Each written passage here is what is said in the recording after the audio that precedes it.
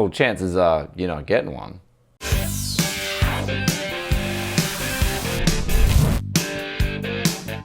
I had the RTX 3070 Dual OC launch video ready for you guys last night at NDA Lift.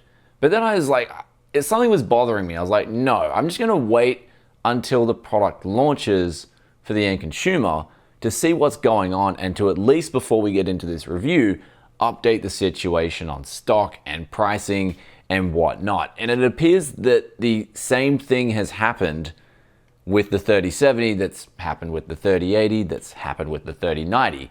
And the only way I can see this at the moment is, instead of having 8 gates going into Wonderland, you've only got 2 gates going in, but you've also got all these people that suddenly want to go to Wonderland.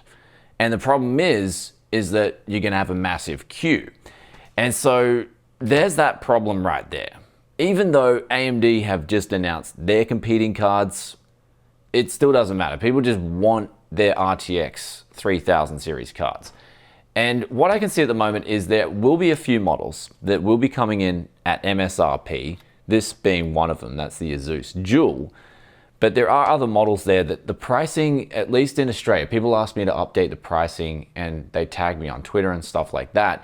And what you're seeing with this pricing is an RTX 3070 in some places of the world, say a Strix for example, will cost more even than an entry-level RTX 3080, which really should not be happening. And that's not to do with, like, that's not Nvidia's fault, and a lot of times it's not the retailer's fault. It's actually, there's called distributors, and a lot of these guys in a lot of different places around the world, they're milking that supply chain at the moment. And they know, because they know demand's so high, they're like, look, we can charge the retailers more for these cards, and then the retailers then have to pretty much buck the cost because they've got people who really want to get their hands on the RTX 3000. So that's kind of what's going on. If you do see prices with problems, don't go out and straight away just go, the retailer's ripping me off, because it's a lot of times it's not the retailer's fault. And in fact, you can see cards coming in, at least in Australia, I saw cards up for decent prices. Like there was one up for 809 Aussie dollars on pre-order. And so if you get in with a pre-order now, you'll, I guess, have a better chance of getting a card sooner than later.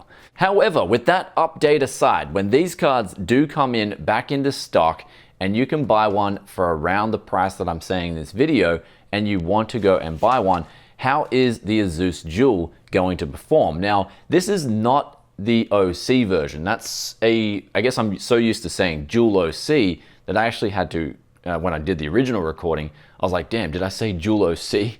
Because that's what I'm used to testing with these dual cards. But this is the non-OC, and when we pull up the 1080p numbers for you guys, we can see that it's coming a little bit behind that of the Founders Edition. So I expect if you do get your hands on OC versions of the RTX 3070, for example, then it's going to perform pretty much around the level of the Founders card.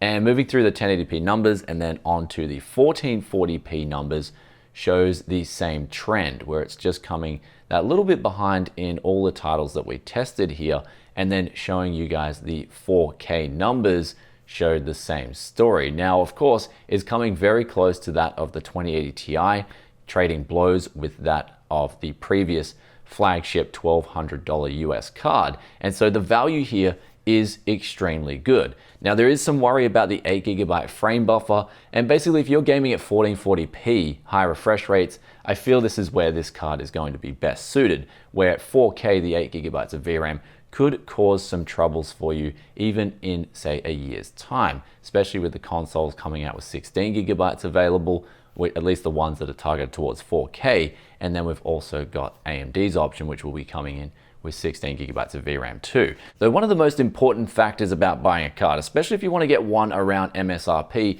is you're probably worried about the cooling performance and subsequently the weight and how big that cooler is.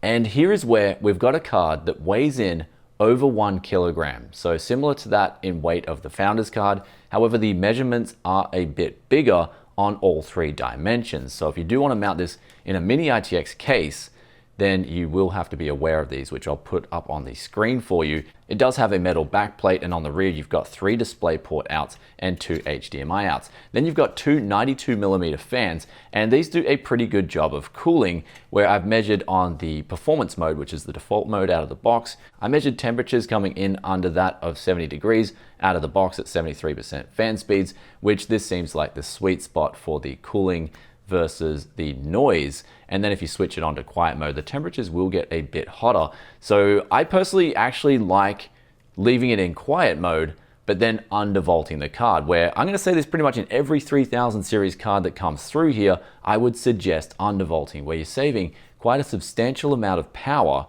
but at the same time, you're also keeping your card cooler and quieter. So switching to the quiet mode and undervolting do go hand in hand perfectly for this graphics card right here, the ASUS Dual. And so you will taste some very good temps versus noise, even on an MSRP card. Though if you want to go the other way with overclocking, this is where the ASUS Dual won't be as good, at least as the Founders card that came through here, where it was a little bit more limited. So I would suggest either leaving it out of the box on the performance BIOS mode, or dropping it down with an undervolt and switching to quiet mode, where both will be very good.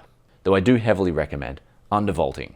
Other features unique to this card include some subtle RGB lighting on the inner space of the card, and there's a stainless 304 input-output shield where you've got 3 DisplayPort outs and 2 HDMI 2.1. Now the HDMI 2.1s, you do get an extra one on the ASUS cards from what I'm seeing, even on the MSRP entry-level cards versus the standard Founders, and a lot of the other cards too. All the other cards that have come through here have had those standard 3 DisplayPort outs and only a single HDMI 2.1 out. So I do like that ASUS is adding that extra HDMI 2.1, especially since a big factor, at least for me, a big plus side of the 3000 series cards is the fact that they can get 4K 120Hz 10-bit. And gaming at this is an absolutely incredible experience. Even if you're gaming on those competitive games that are easy to run, this will definitely do the job at 4K 120 Hertz. So depending on the settings, of course. Now, talking about the ray tracing performance on the RTX 3070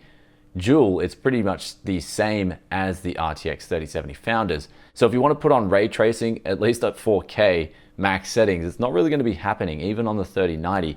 But I will say one thing, Fort Nightmares, that's this latest update that's rolling around. It looked incredible with ray tracing on, and I'm not going to downplay that. But if you want to have ray tracing on, I would have some more realistic expectations of lowering the resolution and also the settings. And the final thing to mention on the RTX 3000 series is you do get better productivity scores than that of the RTX 2000 series, which was already really good in some applications. And you've got that RTX Studio driver, and you've got that updated NVENC encoder, as well as AV01 decode. And with all the numbers and explanation of the features out of the way, you're wondering, should I buy the RTX 3070 ASUS Dual? Is this the one for me? And to answer that is, do you want a card that's going to come around MSRP, at least when it comes back into stock and you're not getting gouged for it? And the answer from me is a big yes. That's because even though it was slightly inferior to the Founders card, I feel like this card right here is actually going to be in stock, where I'm hearing the Founders cards are going to be in very limited supply. So if you can get a Founders card for MSRP, then I'd definitely hit that up. But if you can't, then this card right here is going to do a really good job of delivering, especially if you want to undervolt. Then you're going to have a whisper quiet card that's pulling in just over 130 watts. And at the same time, you've got a card that looks sleek, it's simple, and it's got the extra output at the back, which could come in handy. Anyhow, guys, I hope you enjoyed today's review. If you did, then be sure to hit that like button for us and let us know in the comments section below. What do you think of this card right here? Love reading your thoughts and opinions as always. And the last thing I will talk about before I get on out of here is the pre-order thing. At least in Australia, you can pre-order cards. My 3080 pre-order has come through. I've woken up really early this morning, and we're going to start vlogging that for the $100 flip up challenge. I'm going to go up. It's about a 50-minute drive for me, so I'm gonna go up and pick that up, where the person's messaged me, he's like, do you want me to ship it out to you? And I'm like, no, I'm gonna go pick this up, because I guess it's one of those things where you gotta be patient, and eventually it will come through, and I will explain that more in the $100 flip up challenge. But in the meantime, here at Tech Yes City, if you wanna see the content as soon as it drops, then don't forget to hit that sub button, ring that bell, and I'll catch you guys in another tech video very soon. Peace out for now. Bye.